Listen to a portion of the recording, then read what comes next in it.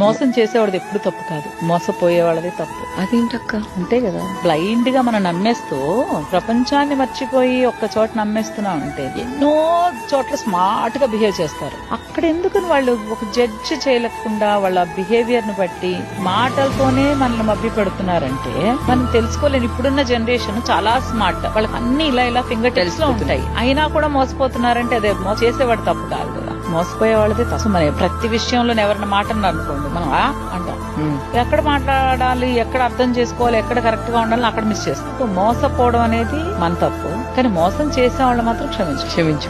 ఇది ఒక ప్రాణాన్ని నువ్వు మోసం చేస్తున్నావు, ఒక రూపాయినో 10 రూపాయలనో ఒక వస్తువునో కాదు కదా, ఒక మనిషి ఆత్మని క్షోభించేలాగా నువ్వు మోసం చేస్తున్నావు అంటే కర్మ రిటర్న్. కానీ అది మనం చూస్తాం లేదా అనేది వదిలేస్తే అలా ఆలోచించి వాళ్ళు అనుభవిస్తారులే ఎప్పుడు అనుకునే ఈ లోపు మనం ఎంత అనుభవిస్తాం, అది అవసరం లేదు కదా.